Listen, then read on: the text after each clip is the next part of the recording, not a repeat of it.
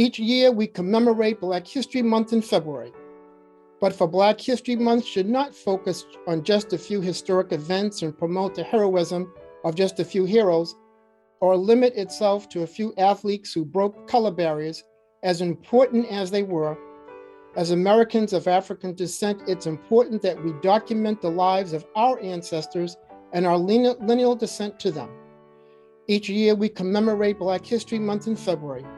At once upon a time, there was another Black History Month, August 1619, when two English pirate ships arrived, 4 days apart from each other at Point Comfort, present-day Hampton, Virginia, in English America. Some 30 or so enslaved men, women, and children who were kidnapped from their homes in Angola, Africa. Their remarkable journey encapsulates 400 years of the African experience in America. And while they left Angola enslaved, endured horrendous conditions of the Middle Passage on board the slave ship the San Juan Bautista, and arrived on these shores as enslaved men, women, and children.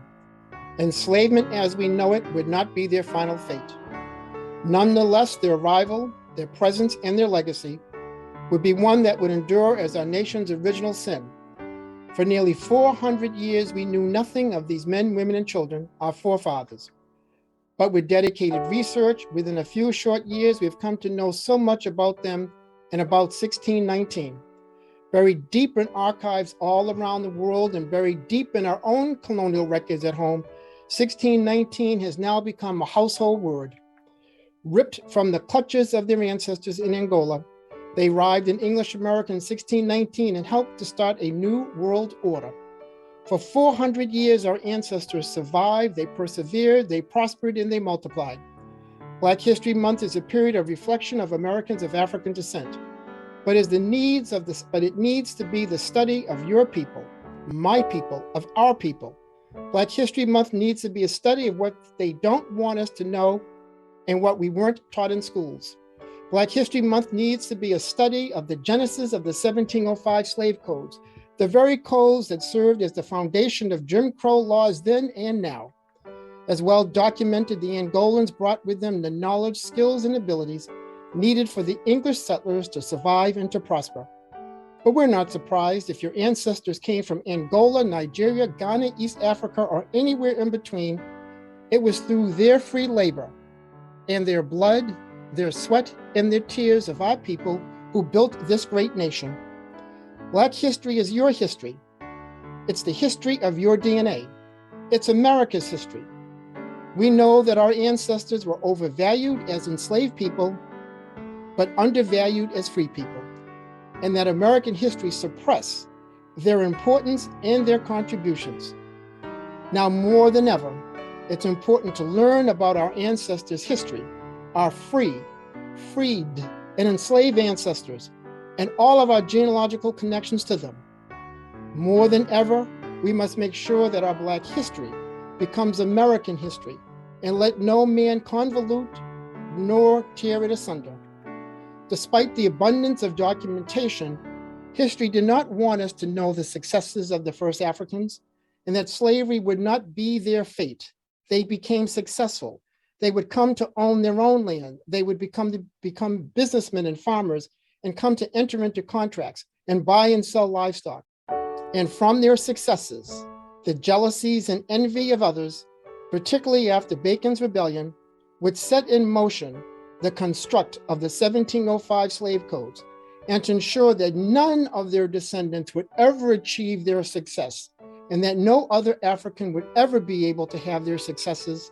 The 1705 slave codes were constructed to enslave over 350,000 souls who arrived directly from Africa, and to enslave the tens of millions of their descendants for over 150 years, and what became English America's original sin, slavery. Black history started in August 1619 and converged at the crossroads of the American Revolution. There was the Boston Tea Party, taxation without representation, the Boston Massacre, the Declaration of Independence, the Revolutionary War, the United States Constitution, where it was written that all men are created equal, the Bill of Rights. But yet by 1860, our ancestors were still not free. While over a 200-year period, only 350,000 of our ancestors came directly from Africa as part of the transatlantic slave trade. Starting in 1805, it would be the descendants of those first Africans who arrived in Virginia in 1619, 1.5 million who would be sold south as part of the enormous profits to be made from their forced labor as part of the domestic slave trade. Although their descendants and our ancestors fought in the Revolutionary War to free America, their descendants were still not yet free. Then came the Civil War, a war to protect the soul of America and to save the lives and to free our ancestors. On May 24, 1861, an event happened that would change the trajectory of the Civil War and the lives of millions of enslaved people, and the birth of our nation's national cemetery, on the very grounds of the home of Confederate General Robert E. Lee at the family plantation at Arlington, Virginia. Arlington National Cemetery, our nation's most hallowed grounds, is entwined with Black history and the history of our ancestors.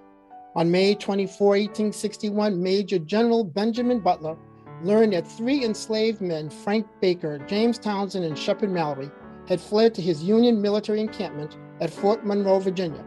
These 3 brave men, descended from the original 1619 Angolans, were enslaved by the commander of the local Confederate Virginia troops and sought refuge to avoid being sent further south, fearing that they too would never return north to see their families again. In accordance with the fugitive slave law, their enslavers sent a flag of truce, demanding their return. General Butler refused to comply on the grounds that they were now contraband of war. When word spread, it encouraged other nearby enslaved to seek refuge at Fort Monroe and behind Union lines. The message was sent.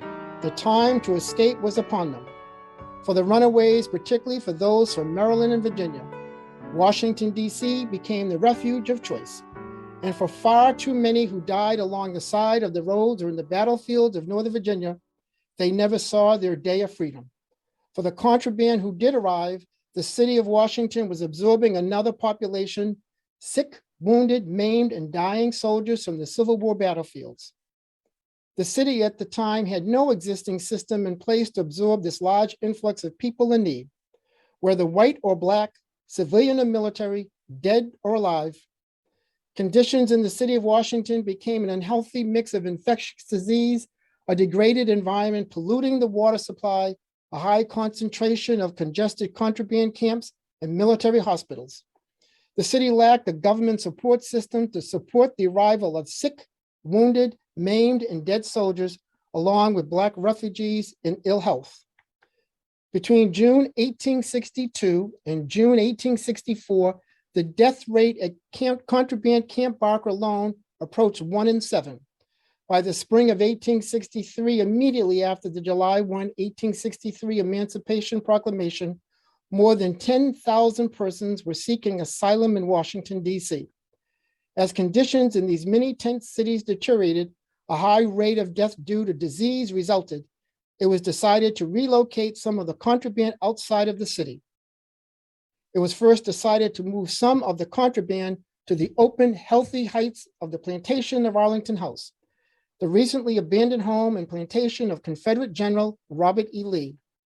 This decision would lead to the model Freeman's Village in 1863, the most permanent solution to relocating the enslaved to be established in the Washington area. As the city's cemeteries were now at full capacity, the city's poor were transported to Arlington Plantation for burial.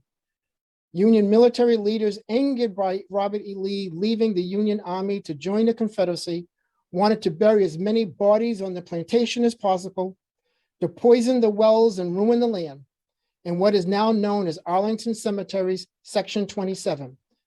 It provides a deep historical connection between the fugitives escaping from enslavement, their ancestors to 1619, and the horrific challenges that many faced during the war once they reached the city of Washington. More than 1,000 were laid to rest in 1864 alone. An additional 1,391 buried through June 1865. By the middle of 1867, Americans of African descent buried at Arlington's Section 27 is reported to be 3,639 lost souls. In the once segregated cemetery, approximately 1,500 remains of United States colored troops now rest alongside those they gallantly sought to protect and to liberate. Black History Month should not be just about the famous, but about all of our ancestors and their rival, their struggles, their perseverance, and should focus on their contributions from 1619 to present day, as given by their blood, their sweat, and their tears, for far too often the ultimate sacrifice, their lives. And for within their hearts, they truly believe that one day we shall overcome. One day. One day in the pursuit of democracy, liberty, and justice that our ancestors fought for during the American Revolution and the Civil War. This is just some of our ancestors' history. This is Black history. This is your ancestors' history. And Black history is American history. Thank you.